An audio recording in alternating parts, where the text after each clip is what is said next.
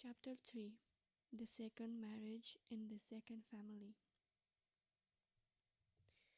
Very shortly after getting his 4-year-old Mitya off his hands, Fyodor Pavlovich married a second time. The second marriage lasted 8 years. He took this second wife, Sofia Ivanovna, also a very young girl, from another province where he had gone upon the small piece of business in company with a Jew. Though Fyodor Pavlovich was a drunkard and a vicious debauchee, he never neglected investing his capital and managed his business affairs very successfully, though no doubt not over scrupulously. Sofia Ivanovna was the daughter of an obscure deacon and was left from childhood an orphan without relations. She grew up in the house of General's widow, a wealthy old lady of good position who was at once her benefactress and tormentor. I do not know the details, but I have only heard that the orphan girl, a meek and gentle creature, was once cut down from a halter in which she was hanging from a nail in the loft. So terrible were her sufferings from the caprice and everlasting nagging of this old woman, who was apparently not bad-hearted, but had become an insufferable tyrant through idleness. Fyodor Pavlovich made her an offer. Inquiries were made about him, and he was refused. But again, as in his first marriage, he proposed an elopement to the orphan girl. There is little more about him in time, but she lived in another province.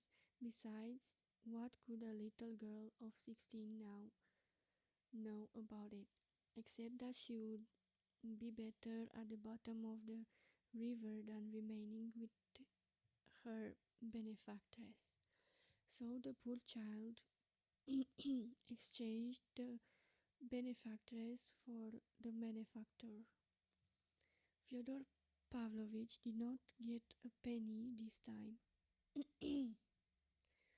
for the general's widow was furious. She gave them nothing and cursed them both, but he had not reckoned on a dowry. What allured him was the remarkable beauty of the innocent girl, above all, her innocent appearance, which had a peculiar attraction for a vicious profligate,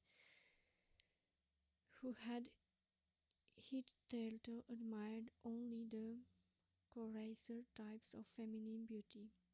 "Those innocent eyes slit my soul up like a razor," he used to say afterwards with his loathsome snigger.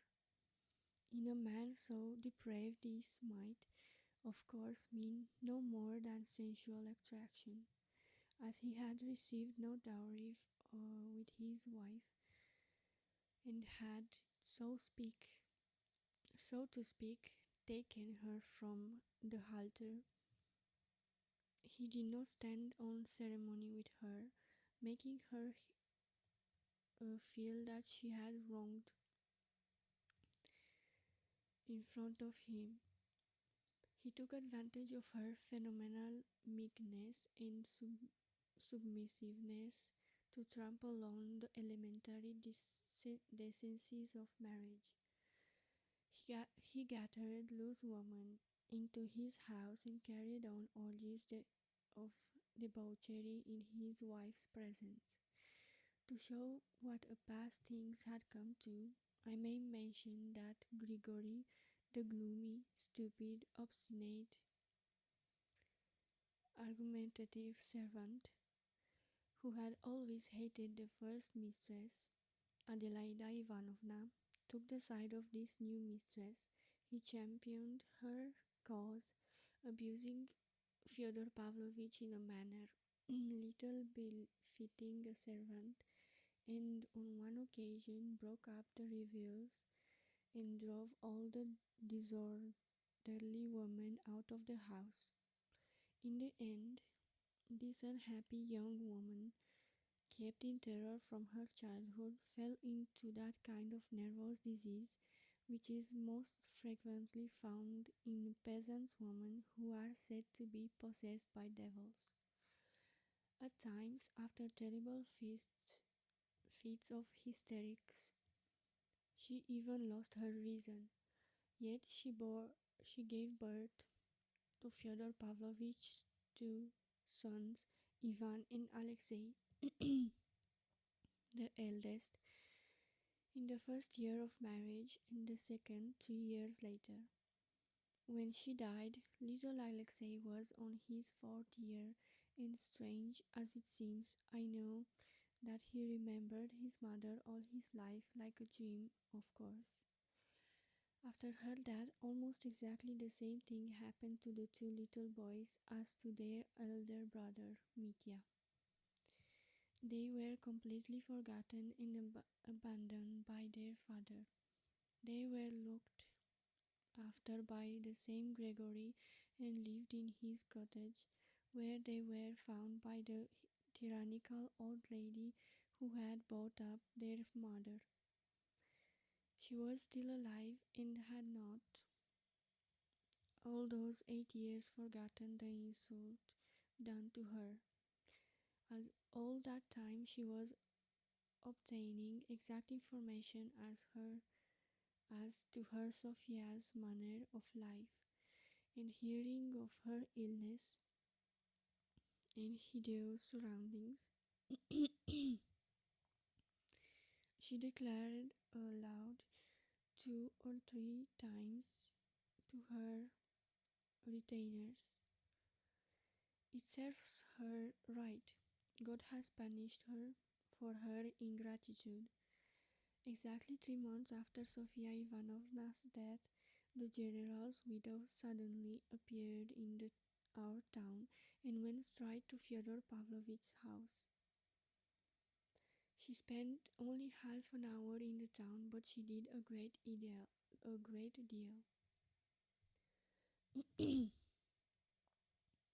was evening. Fyodor Pavlovich, who she had not seen for those 8 years, came in to her drunk.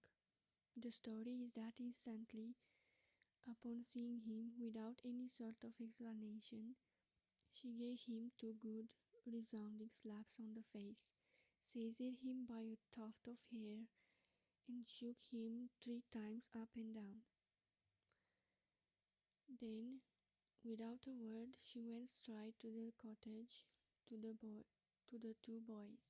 Seeing at the first glance that they were unwashed and in dirty linen, she promptly gave Grigory too a box on the ear, and announcing that she would carry off both the children, she wrapped them just as they were in a rug, put them in the carriage, and drove off to her own town. Grigory accepted the blow like a devoted slave without a word, and when he escorted the old lady to her carriage, he made her a low bow and pronounced impressively that God God would repay her for the orphans. "You are a blockhead all the same," the old lady shouted to him as she drove away. Fyodor Pavlovich, thinking it over, decided that it was a good thing and did not refuse the general's widow his formal consent to any proposition in regard to his children's education. As the slaps she had given him, he drove all over the town telling the story. It happened that the old lady died soon after this, but she left the boys in her will 1,000 rubles each for their instruction, so and so that all be spent on them exclusively, with the condition that it to be portioned out as to last till they are 21, for it is more than adequate provision of such children. If other people think fit to throw away their money, let them.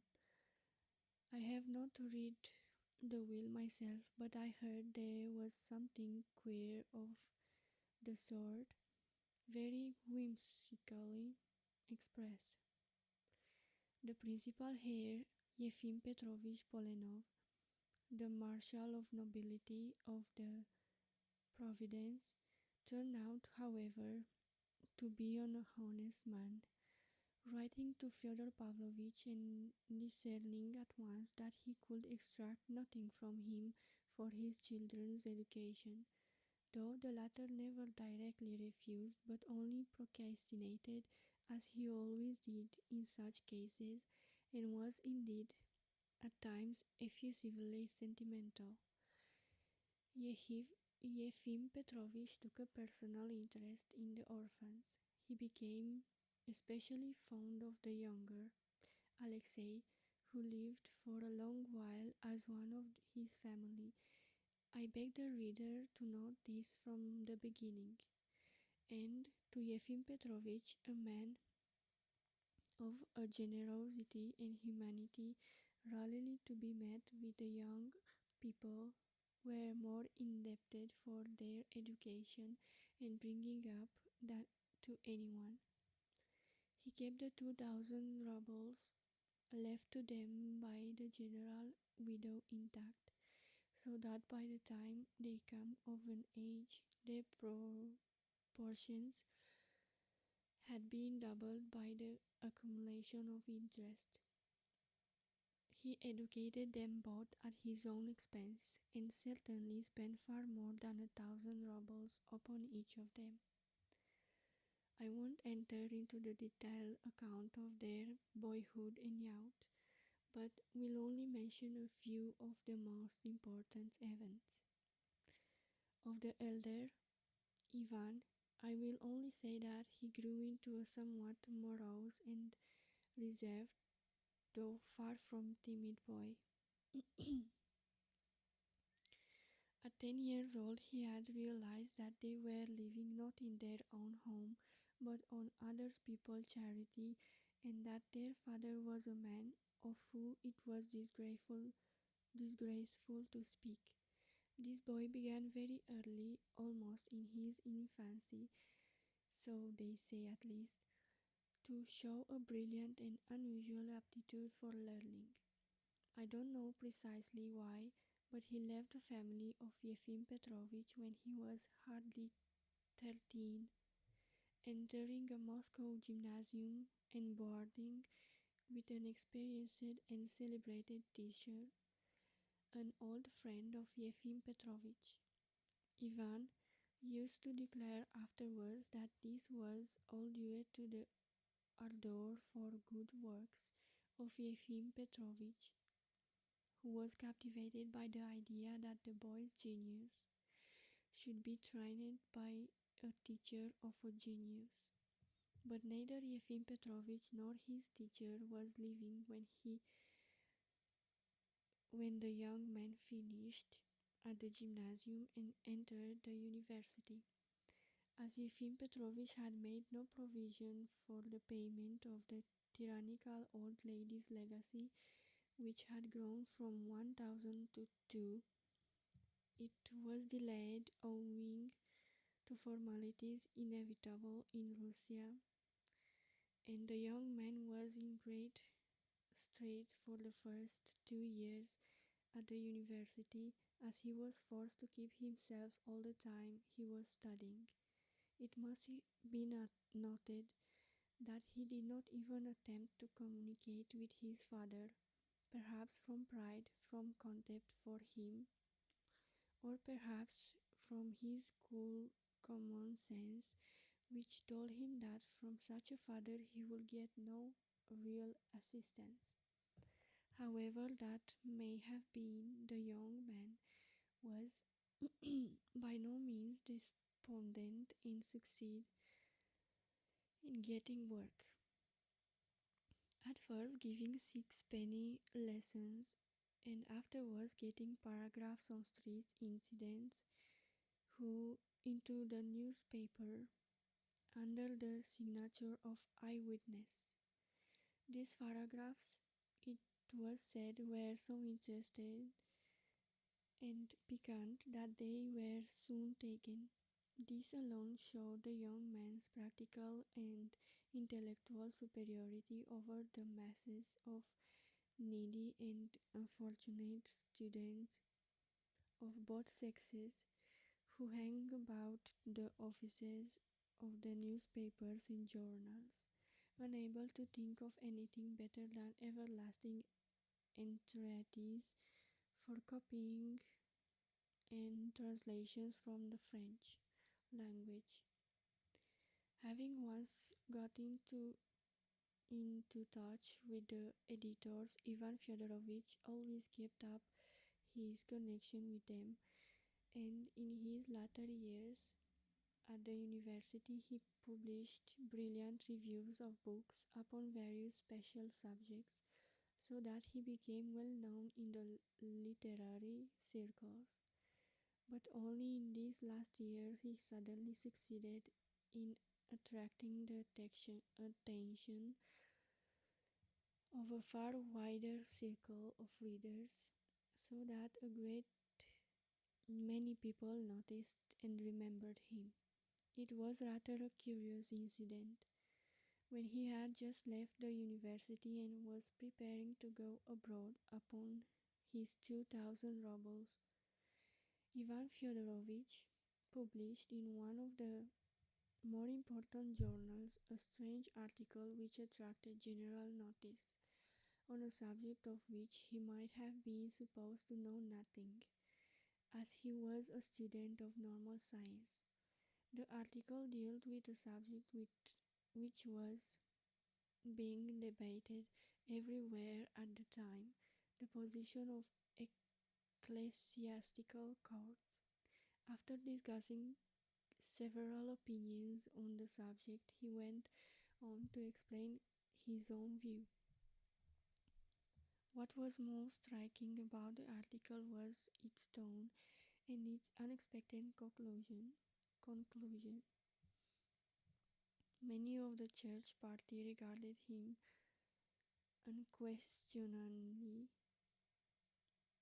as their own side, and yet not only the secularities but even atheists joined them in the impudent satirical burlesque. I mention this incident particularly because this article penetrated into a famous monastery in our neighborhood, where the inmates, being particularly interested in question of the ecclesiastical courts, were completely bewildered by it.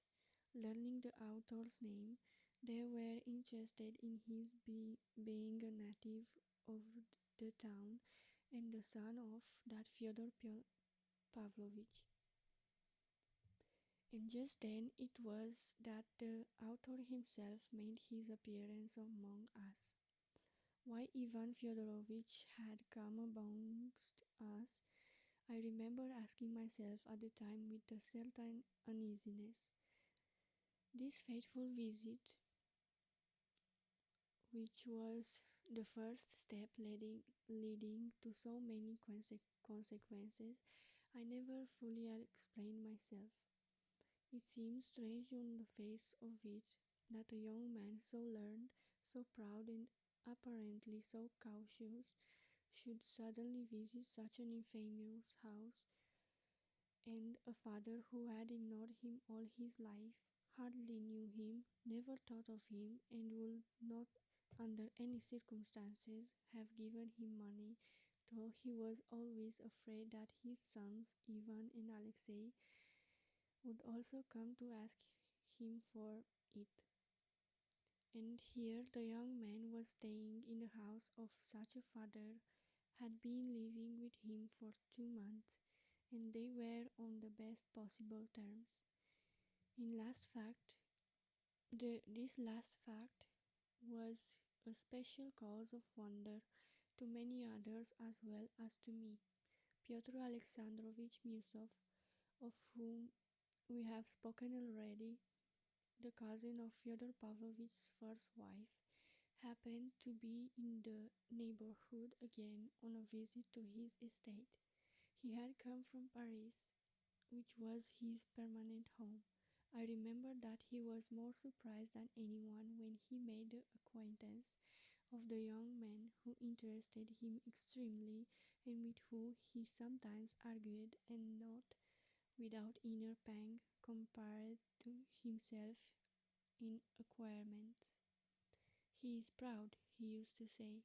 He will never be in want of pains. He has got money enough to go abroad now. What does he want here? Everyone can see that he hasn't come for money, for his father will never give him any. He has no taste of drink and dissipation, and yet his father can't do without him. They get on so well together. That was the truth.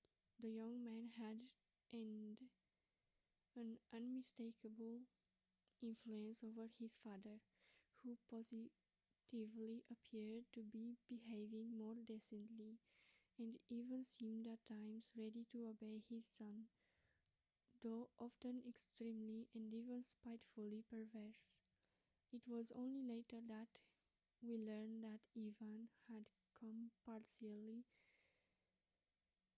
at the request of and in the interest of his elder brother Dmitri, who he saw for the first time on this very visit. Though he had before leaving Moscow been in correspondence with him about an important matter of more concern to Dmitri than himself. What that business was, the reader will learn fully in the due time.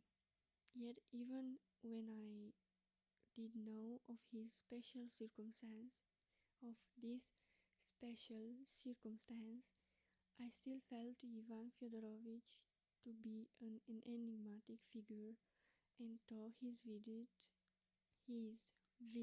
rather mysterious.